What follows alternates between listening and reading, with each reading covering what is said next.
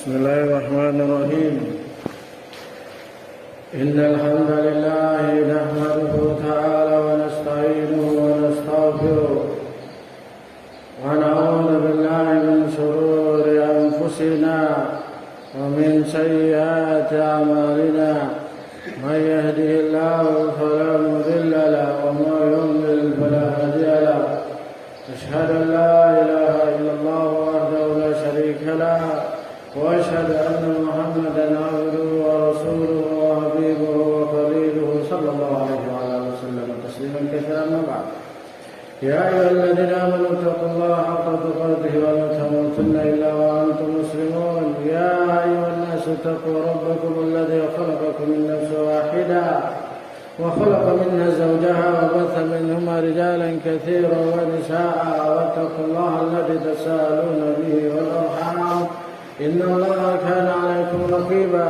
يا أيها الذين آمنوا اتقوا الله وقولوا قولا سديدا يصلح لكم أعمالكم ويغفر لكم ذنوبكم ومن يطع الله ورسوله فقد فاز فوزا عظيما. فإن أصدق الحديث كتاب الله تعالى وخير الهدي هدي محمد صلى الله عليه وآله وسلم وشر الأمور محدثاتها وكل محدثة بدعة وكل بدعة ضلالة وكل ضلالة في النار. أعاذني الله وإياكم من النار. Saudara-saudaraku muslimin, bapak-bapak yang saya muliakan dan saya hormati, ikhwani fid din, azzani wa azzakumullah wa barakallahu fikum. Di antara kebiasaan Rasul sallallahu alaihi wasallam di setiap pagi dan petang adalah beliau senantiasa berlindung dari apa yang namanya keburukan dan kejelekan. Dan sejelek-jelek kejelekan dan keburukan yang beliau meminta perlindungan di pagi dan petang adalah rasa tidak suka terhadap kelebihan dan kenikmatan yang didapatkan oleh selain dirinya. Itulah Allah turunkan pada beliau. A'udzu billahi minasyaitonir rajim. Bismillahirrahmanirrahim. Qul a'udzu birabbil falaq min syarri ma khalaq wa min syarri ghasikin idza waqab wa min syarri naffatsati fil 'uqad wa min syarri hasidin idza hasad. Dari Allah mengatakan Rasulullah sallallahu alaihi wasallam untuk mengatakan hal itu di setiap pagi dan petang, yaitu di antara meminta perlindungan di antara dari kejelekan orang yang hasad jika dia sedang hasad. Ini Rasul sallallahu alaihi wasallam disebutkan dalam riwayat, beliau senantiasa membacanya setiap pagi dan petang sampai beliau meninggal dan diwafatkan oleh Allah Subhanahu wa taala. Baik dalam keadaan mukim ataukah musafir, beliau tidak luput dalam membaca doa tersebut sebagaimana disebutkan oleh para ulama di antaranya Imam Nawawi rahimahullahu taala. Kenapa? Karena besarnya perkara yang beliau berlindungi. Dan ternyata di dalam riwayat Bukhari dan Muslim rahmatullahi alaihima dari hadits Aisyah radhiyallahu taala anha, kebiasaan dan rutinitas Rasulullah sallallahu alaihi wasallam, ritual beliau sallallahu alaihi wasallam sebelum beliau tidur malam, beliau membaca 3 kul tersebut di antara surat Al-Falaq, kemudian beliau membasuh ke seluruh tubuhnya dengan ludah yang beliau ludahkan ke kedua tangan. Ini menunjukkan bahwasanya sifat hasad dan dengki merupakan penyakit yang berbahaya dalam keadaan pelakunya tidak menyadarinya. Karena sifat hasad ini dijelaskan oleh Syekhul Islam Ibnu Taimiyah rahimahullah, karahatu ma an'ama Allah ta'ala bihi 'alal ghair wa in lam yatamanna az-zawal. Kata beliau Syekhul Islam Ibnu Taimiyah rahimahullah, bahwasanya hasad itu adalah ketidaksukaan atas kenikmatan, atas kelebihan, atas anugerah yang Allah berikan pada selainnya, walaupun dia tidak berangan-angan untuk hilang pada orang tersebut kenikmatan tersebut. Sekedar dia tidak suka kelebihan dan kenikmatan yang Allah berikan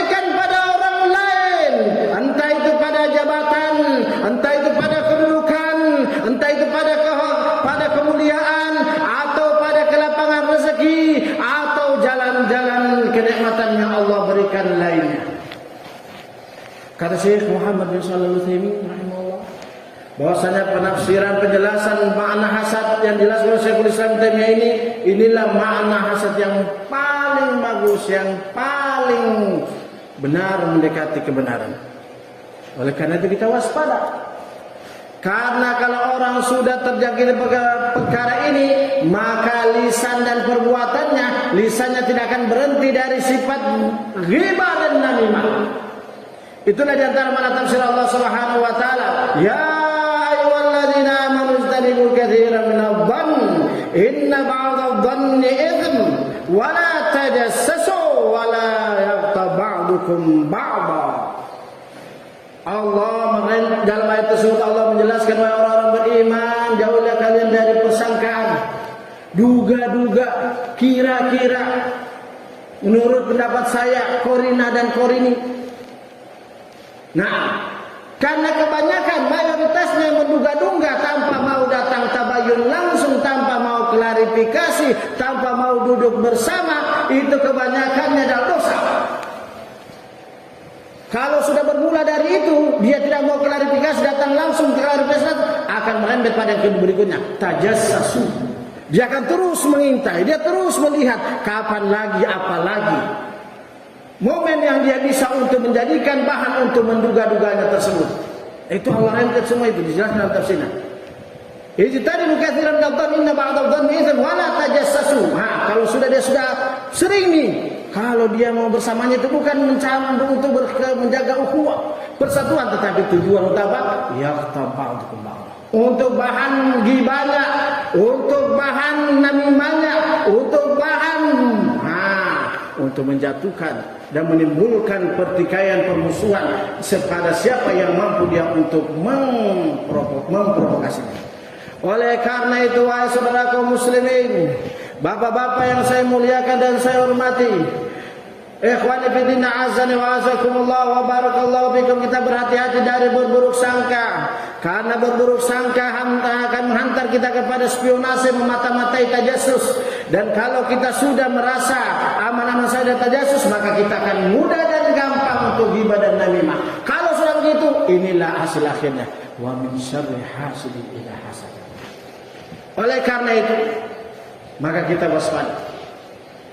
Karena kalau orang sudah terjangkiti hal ini, bermula dari dugaan, kemudian tajassus, kemudian ghibah, kemudian hasad, maka inilah akan menimbulkan asobiyah. Inilah yang akan menimbulkan fanatik. Dijelaskan oleh Syekhul Islam, fanatik itu tidak khusus kepada suku saja, walaupun itu yang berat, tapi adalah ta'assub terhadap pemikirannya, ta'assub terhadap dugaannya, ta'assub terhadap keluarganya, dan ta'assub terhadap sukunya. Inilah awal mulanya karena prasangkaan, sangka-sangka, duga-duga, tajassus, kemudian setelah itu ghibah, timbullah hasad, barulah di situ muncul asabiyah. Maka oleh karena itu hati-hati, orang-orang yang terjangkit asabiyah fanatik ini bermula dari dia suka bersangka-sangka, tapi tidak mau datang tabayun, tidak mau datang duduk bersama, tidak mau datang klarifikasi, sukanya menduga dan menduga, seakan-akan ya mungkin terlalu banyak mungkin lihat TV atau informasi, akhirnya suka banyak pengamat. Di Indonesia kan banyak pengamat, suka mengamati tapi tidak mau datang klarifikasi, sukanya mengomentari tapi tidak mau datang duduk bersama. Bermula dari sini muncullah namanya tajassus, setelah tajassus muncullah ghibah, setelah ghibah muncullah hasad. Kalau sudah hasad, itulah manfaat. Rasulullah sallallahu alaihi wasallam bersabda, sayusibu ummati da'ul umam. Qalu ya Rasulullah, wa ma da'ul umam? Qala al-asharu wal bataru watafakhuru watakathuru fid dunya watabaghur watahasuru hatta yakuna al-bagh thumma al-haraj. Kata Rasulullah sallallahu alaihi wasallam, akan menimpa umatku penyakit umat-umat sebelumnya. Para sahabat heran, bukan heran tidak percaya, tapi heran karena pasti akan terjadi. Dan mereka heran juga di sisi yang keduanya, kata para ulama, heran karena di sisi mereka para sahabat tidak akan tahu itu, karena tidak ada penyakit-penyakit itu. Maka para sahabat bertanya, apakah penyakit penyakit umat-umat sebelumnya ya Rasul? Kata Rasulullah SAW, al-asyar, orang yang kufur nikmat, kufur terhadap kenikmatan. Dijelaskan dalam syarahnya, yaitu diantara Syekh Al-Albani rahimahullah, kufur nikmat ini adalah ketika dia melihat saudaranya, saudara semuslim satu kesalahan, dia dengan satu kesalahan itu dia jadikan bahan, seakan-akan saudaranya telah terjatuh dengan sejatuh-jatuhnya, seakan saudaranya sudah tidak ada lagi kata ampun dari Allah dan kata ampun dari dirinya, sehingga itulah jadinya untuk jadi bahan untuk jatuh, sehingga tidak ada lagi rasa hormat dan kemanusiaan terhadap saudaranya. Ini namanya kufur nikmat. Nah, yaitu satu kesalahan atau beberapa kesalahan mengalahkan keutamaan dan kebaikan yang dilakukan oleh bertahun-tahun sesama mereka. La haula wala quwwata illa billah. Kemudian wal bataru ini adalah batarul haq, menolak kebenaran. Kemudian yang kedua at-tafakhur, yaitu bangga ininya. Bangga dengan silsilah keturunannya, bangga dengan dirinya, bangga dengan sukunya, bangga dengan latar belakangnya. Kemudian yang kedua, yang keempat, wa takatsur fid dunya, yaitu penyakit umat-umat sebelumnya adalah yaitu ainnya, berbanyak-banyak dalam dunia. Kemudian yang berikutnya yang kelima, tahasud atabaghut, saling benci, wa tahasud, kemudian saling hasad, kemudian setelah itu yakun bagh, terjadilah kezaliman, tsumma al-harad, kemudian pertumpahan darah. Maka dengan penyakit ini coba lihat, perhatikan bagaimana pembunuhan, kezaliman bisa terjadi, kemudian setelah itu terjadi pembunuhan, bermula dari diantaranya adalah apa? At-tafakhur, bangga dengan dirinya, bangga dengan keturunannya, bangga dengan sukunya. Kemudian setelah itu timbullah saling benci dan hasad, kemudian memprovokasi, akhirnya terjadi kezaliman, bahkan pertumpahan darah. Wahai saudara kaum muslimin, kita berhati-hati dari sifat ini, karena kita semua adalah muslim, kita semua adalah muslimin muslimat, laki-laki maupun perempuan, tua maupun muda, kecil maupun besar, semua kita namanya Islam. Kita adalah saudara. Jangan sampai hanya satu kekeliruan, hanya satu kesalahan, hanya satu ketidakcocokan menjadikan bahan untuk bertikai, bahkan yang lebih parah untuk menimbulkan provokasi, untuk menimbulkan permusuhan dengan melakukan ghibah dan namimah, sehingga menimbulkan pertumpahan darah yang banyak, sehingga menimbulkan kelompok satu menyerang kelompok yang kedua tidak terima, maka dia menyerang kelompok yang satu, sehingga terjadi pertumpahan darah. Tidak ada yang merugi, tapi kedua-duanya akan binasa. Kenapa? Karena Rasul sallallahu alaihi wasallam menyebutkan ini penyakit umat-umat sebelumnya. Sementara umat-umat sebelumnya rata-rata dibinasakan dengan penyakit mereka sendiri. Maka kita sebagai umat muslim yang berakal, yang cerdas, kalau kita tidak ingin binasa secara perseorangan, secara pribadi, personal, ataupun secara kelompok, jangan ikuti penyakit umat sebelum kita. Dabba ilaikum dabbal umat. Dari hadis Zubair bin Awam yang tadi dari hadis Abu Hurairah, kata Rasul sallallahu alaihi wasallam, akan terjangkiti kalian penyakit umat-umat sebelum kalian. Kalau madalul umam ya Rasulullah sallallahu alaihi wasallam, qala tabaghud wa tahasud, yaitu penyakit umat-umat sebelumnya adalah benci dan hasad. Inilah penyakit umat sebelumnya. Maka oleh karena kita berwaspada, jangan karena ketidaksinggungan atau ketidakcocokan dalam satu perkara kita renggangkan itu persaudaraan. Bahkan yang lebih parah, kita mencari teman untuk bermusuhan dengan orang yang kita tidak cocok dengannya. Ini yang sedang terjadi. Kaum muslimin,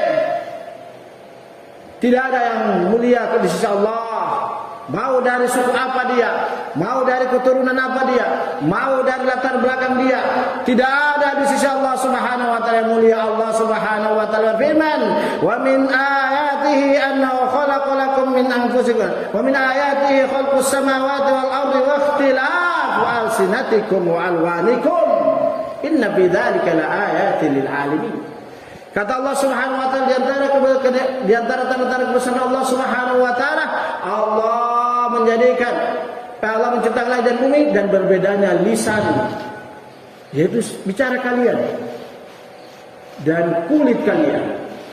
Ini adalah tanda-tanda kebesaran Allah bagi orang-orang yang berilmu.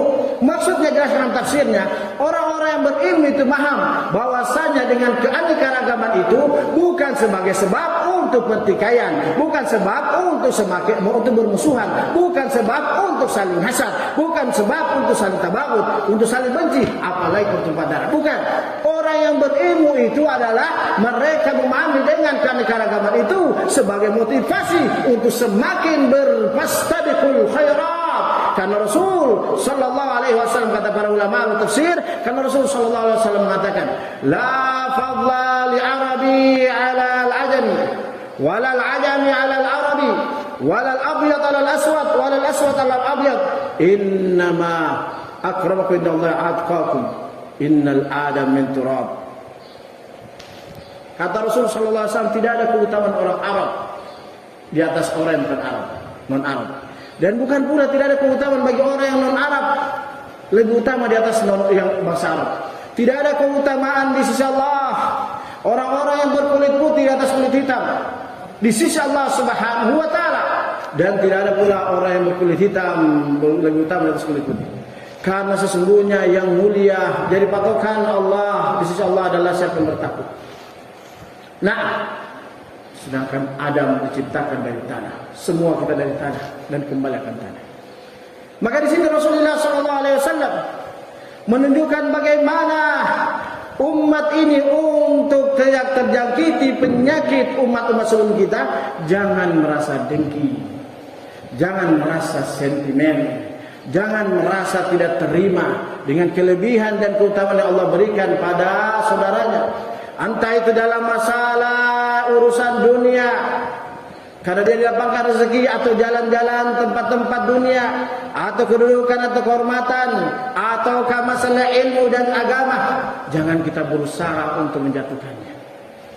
Karena ini penyakit umat sebelumnya, maka waspadalah. Walhamdulillah.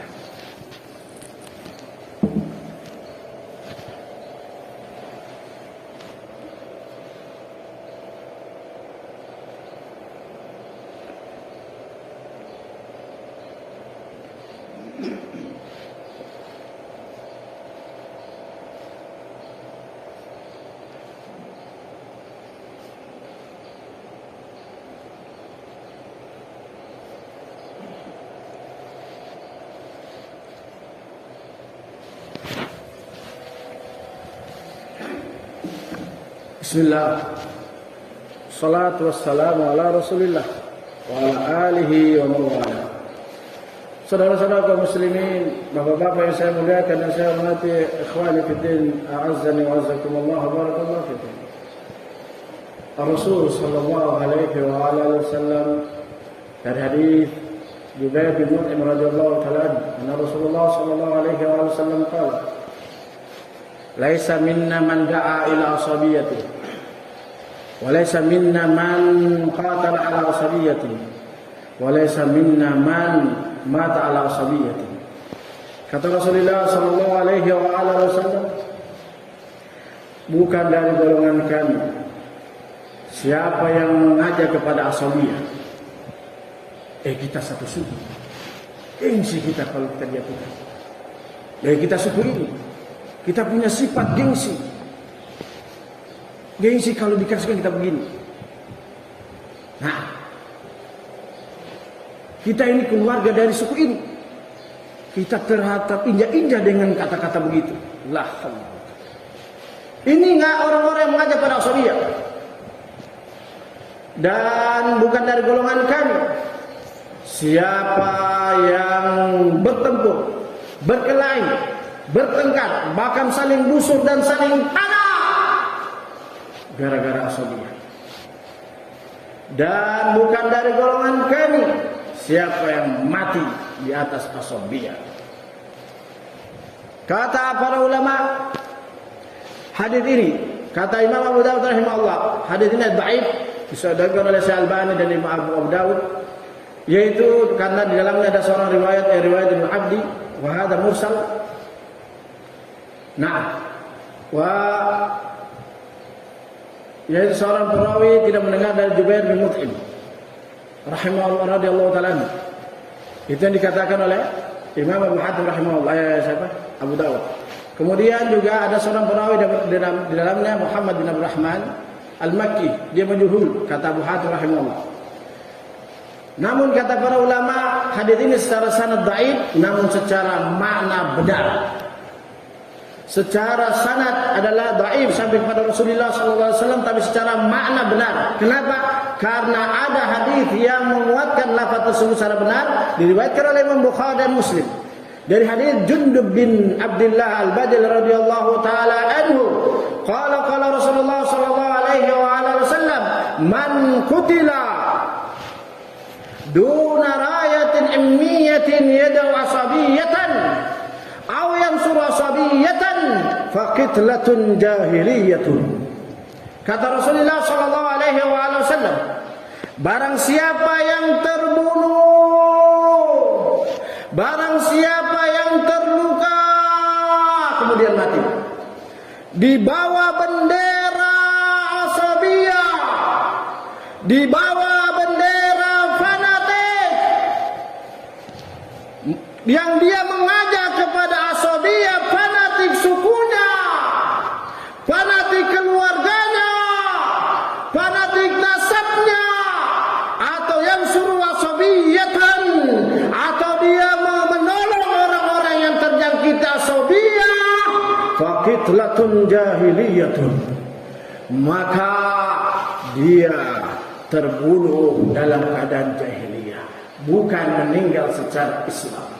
Bukan saya mengatakan, Rasul sallallahu alaihi wasallam 1400 abad yang lalu, 1400 tahun yang lalu beliau mengatakan hadis ini, dan baru mungkin sebagian kita mendengarnya. Riwayat Muslim dan juga dalam riwayat Bukhari dan Muslim dari hadis Jabir bin Abdullah radhiyallahu taala anhu, qala kunna fi ghazatin fakasa'a rajulun minal muhajirin rajulan minal ansar faqala al-ansari ya lal ansar wa qala al-muhajiru ya lal muhajir fasami'a dhalika Rasulullah sallallahu alaihi wasallam abi hadza da'wa jahiliyah. Qalu ya Rasulullah, rajulun minal muhajirin kasa'a rajulan minal ansar. Faqala Rasul sallallahu alaihi wasallam da'uha fa innaha mumtina. Kata Jabir bin Abdullah radhiyallahu taala anhuma yang diriwayatkan oleh Bukhari dan Muslim. Dulu kami sedang berperang. Sudah berperang dulu dan para sahabat bersama Rasulullah sallallahu alaihi wasallam. Kemudian ada seorang dari anak muda dari kalangan muhajirin, pendatang, dia pukul pantatnya atau dia tendang pantatnya penduduk asli Ansar. Penduduk asli tidak terima, dia panggil sukunya, wahai sukuku Ansar. Tidak terima si pendatang, panggil juga wahai pendatang. Rasul sallallahu alaihi wasallam datang dan mendengar ucapan tersebut. Kata Rasulullah sallallahu alaihi wasallam, apa kata Rasul? Dengan seruan jahiliyah kalian melakukannya ini. Dalam riwayat yang lain, wa ana baina dhurikum, dalam keadaan saya masih ada di antara kalian. Kata mereka membela diri, ya Rasulullah, ini loh, dia pukul pantatnya kita punya suku, kita punya saudara satu suku. Kata Rasulullah sallallahu alaihi wasallam, tinggalkan itu perbuatan busuk. Rasul sallallahu alaihi wasallam. Lihat bagaimana Rasul sallallahu alaihi wasallam menjaga untuk jangan tersinggung, atau bahasa kerennya sekarang baper, kalau bahasa tegasnya orang temperamen, sentimen, gampang tersinggung, gampang tergoda, untuk gampang terjatuh dalam menjatuhkan saudaranya. Cuma di penghormatannya langsung panggil sukunya. Disinggung kepribadiannya, dia cari teman untuk menjatuhkannya karena dia tidak mampu sendiri. Ini seruan-seruan jahiliyah. Wahai saudaraku kaum muslimin dan muslimat, wahai orang-orang yang bersuku-suku, kita sudah diberikan, kita Islam, kita Muslim, kita mukmin. Kenapa dengan gara-gara suku kita mau jatuhkan darah kita? Lebih baik kalau kalian berani. Kalau kalian pemberani, pergi ke Palestina, daftar tuh. Pergi ke Yaman itu lawan orang Rafidah, daftar tuh. Berani apa enggak? Sama saudara-saudara muslimin beraninya untuk tampilkan dadamu. Di Palestina tuh sampai sekarang butuh itu orang-orang yang berjihad. Wah, kalau itu berpikir 1001 alasan. Nah, maka oleh karena kita waspada. Sebagai penutup saya sebutkan satu hadis. Walaupun ini bukan pembatasan, namun ini sebagai motivasi. Rasulullah sallallahu alaihi wasallam bersabda, "Man ta'azza bi'azza jahiliyatin aw yad'u asabiyatan fa'idduhu wa la ta'mud." Wa fi riwayatin fa'idduhu bihadil abihi wa la ta'mud. Kata Rasulullah SAW, siapa yang berasa bangga dengan sifat-sifat asabiyah, maka jangan kalian pakai kinayah, kiasan-kiasan untuk menjelekkan orang tersebut. Jangan kalian pakai kiasan-kiasan untuk menjelekkan orang tersebut. Dalam riwayat, fa'idduhu bihanil fa'abihi. Kalau secara bahasanya ya, nanti saya sebutkan caranya. Yaitu, gigitlah orang tersebut dengan gigit kemaluan bapaknya. Itu bahasanya. Ini hadis lah ya, bukan saya sabtakan. Dan jangan kalian kinayah, jangan kalian basa-basi. Dijelaskan oleh Imam Nawawi rahimahullah ketika masalah tersebut, ini dalil bahwasanya jeleknya dan buruknya sifat asabiyah, fanatik. Nah, dan juga pada tersebut ini Rasulullah SAW membuat kiasan tersebut menunjukkan bahwasanya orang-orang yang terjatuh sifat asabiyah, fanatik pada dirinya, atau pada keluarganya, atau pada sukunya, atau pada kelompoknya, maka orang ini jangan boleh untuk kita merendahkannya, boleh kita untuk menjatuhkan harga dirinya, karena dia menyuruh kepada seruan-seruan jahiliyah. Nah, semoga Allah menjaga kita semua. Tidaklah Rasulullah SAW mengatakan tegas ini kecuali karena ingin menjaga ukhuwah Islam. Karena kalau orang sudah terjatuh pada asabiyah, ujung-ujungnya adalah pertumpahan darah. Dan itulah kenyataan di mana-mana terjadi. Entah itu kesukuan, entah itu satu lorong, entah itu satu teman, entah itu satu keluarga. Kalau sudah disinggung karena permasalahan dunia, karena keumumannya hal ini terjadi bukan karena agama. Orang-orang yang asabiyah ini keumumannya bukan karena agama. Semoga Allah menjaga kita semua. Alhamdulillah.